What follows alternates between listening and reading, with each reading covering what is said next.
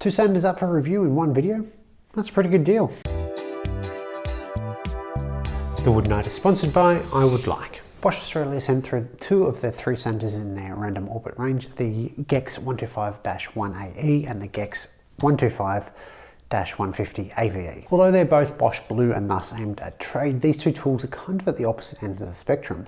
The 125-1AE is inexpensive and relatively Spartan sander, while the Gex 125-150 AVE is a feature-packed higher-end tool.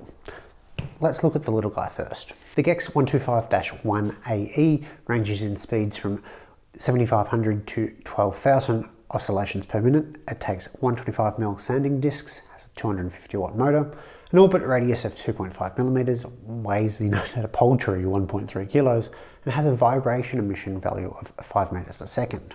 Before I dive into the good and the bad of it, I'm going to have to mention the price. I'm going to take my pricing for tools where I can from Total Tools, as they're usually on par with others price-wise and have stores nationally. The Gex 125-1AE street price is $111. By far it is the cheapest trade grade sander on the market, with the next closest being a Hitachi unit at about $200. Some of the downfalls of this sander are simply going to be forgiven because of that price. Alright, so 125mm. It's not the size upgrade I was looking for, but it does let me compare it against the Makita BO5041, which I have. This goes for sale for $219. For dust collection, instead of a simple bag, the Bosch sander comes with a hard canister with microfilter. A big plus if you can't use a vacuum. Less dust is going to blow through the hard plastic compared to a bag, and the filter gives just far more surface area. Pull off the canister to reveal a proper sized dust port for hooking up to a vacuum. The downside with this particular canister is the way everything snaps together. It can be a little bit difficult, and you may not always notice whether you do or don't have a good fit. It's a very firm seal. The competing Makita, again for almost double the price, doesn't have a standard size port. It's quite small. And while in other countries there appears to be an adapter, Makita Australia simply haven't responded to the 2 or 3 emails I've sent asking about it. When hooked up to dust collection, because of the relatively low powered motor in this, it is fairly easy to store with vacuum pressure. My vacuum has a tool collar with suction force regulation, which is just basically a little port that you slide open. If I open that wide, no problems with dust extraction or with stalling. I've been operating like this way with other sanders anyway. They don't stall, but it is to reduce the likelihood of swirl marks, so it's fairly common practice. Being as light as it is at 1.3 kilos, the sander is easy to operate vertically, and the tiny size does let it get into tight spots that bulkier sanders could not.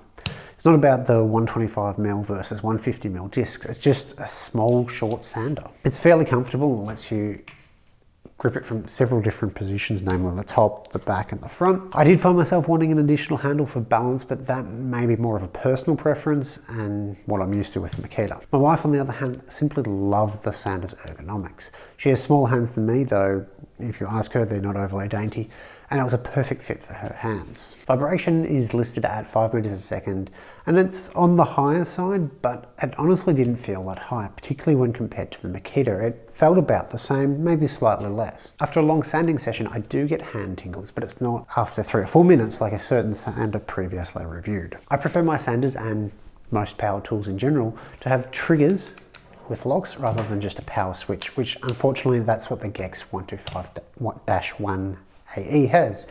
It's dust sealed and not too much of an issue, but the first time I used it, I plugged it in and it started sanding as I knocked the switch on the way to plugging it in. Power cable is fairly short and thinner when compared to higher end sanders like the Milwaukee ROS 150E-2 or the Bosch Gex 125-150 AV, which we'll look at in a moment. But at this end of the market, it's actually about comparable in thickness and length. Is this the perfect sander? No, far from it.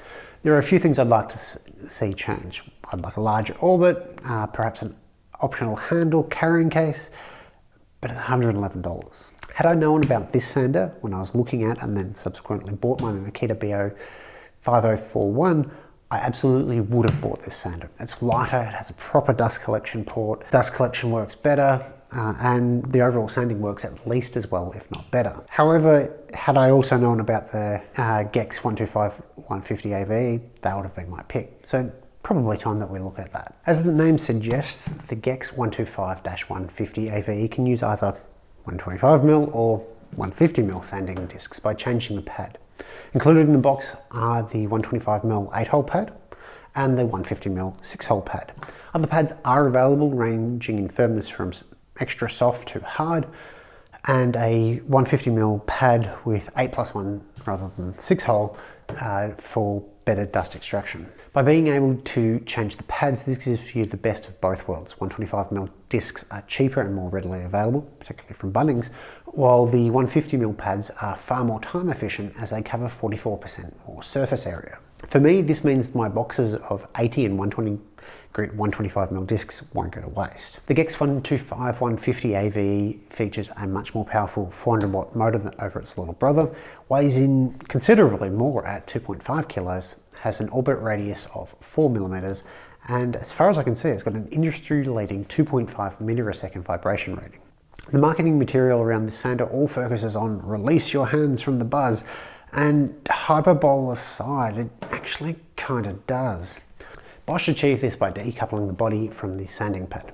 In contrast with the recently reviewed Milwaukee sander, I could sand with this for hours before noticing any detrimental effects, if any at all. While the vibration certainly sets the general ergonomics apart, I found that it was pretty comfortable to sander to hold anyway. The handles were the right size and the trigger is easy to press, and the trigger lock can easily be depressed with the thumb, unlike a Milwaukee sander. And the speed control dial is in a great spot for probably right-handers only, to easily roll with a finger without changing your grip. That's something the smaller Makita suffers from, where you need to slide the grip back so you can use your thumb. It is a tallish sander, though I didn't find it particularly tippy one way or another, I think particularly with the 150mm pad. At 2.5 kilos, I'm not sure I'd sand vertical surfaces with it for too long. It certainly is possible for a short burst though. If I was doing a lot of vertical surfaces, the little guy is much easier to manage. With an orbit of 4mm, it's neither overly aggressive or overly fine according to the industry definitions. To be honest, I don't find the 4mm orbit any different in finish quality than others I've tried. But I typically go no higher than 300 grit before applying finish anyway. Perhaps if you're using it in the automotive industry needing 1000 grit or higher, it may be an issue. I did find, however, that the 4mm orbit was distinctly slower than the 6.4mm orbit of the Milwaukee. In my tests on the sections of red gum, the Milwaukee sander was a good 30 seconds faster on the same surface area, while both took under 4 minutes to complete. It is still a massive speed upgrade from 125mm discs though. Just like its little brother, the provided dust box is a hard plastic container with microfilter. This design is much easier to get on and off the sander, and it's even easier to clean out because of the screw lid. You won't accidentally be throwing dust into the air. Unlike its little brother, there is no rubber gasket when you attach to the vacuum. However, there is the much more standard ribbed connector design, and it's much easier to attach. With the more powerful motor, there is no stalling with my vacuum, with the tool collar fully opened or closed. However, I still have it fully open. The dust collection via the vacuum was very good. Not much, if anything, was left behind, and the internal dust extraction paths left the Velcro pad and internals pretty clean. Price-wise, it's almost double the Gex 125AE at $229. Comparative to the rest of the market, it's an absolute bargain. It's the cheapest 150mm sander by far, and it's only $10 more than the 125mm Makita.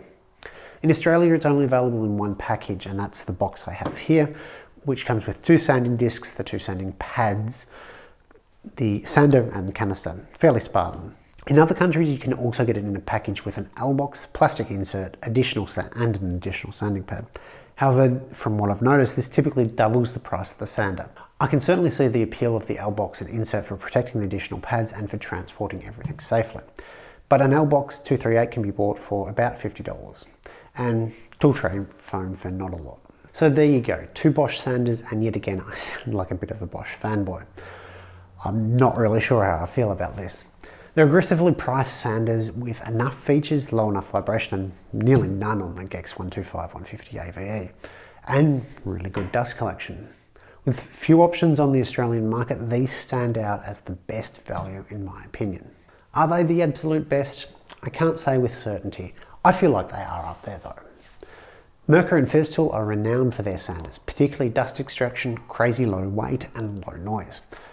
They would most likely pip the Bosch sanders for top place. However, they'll set you back 2 to 4 times as much as the Gex. If you don't want to spend $500 to $900 but still want a top-notch sander with minimal vibration, the Gex 125 150E is for you. Oh, and Bosch are not getting this one back. Thanks for watching.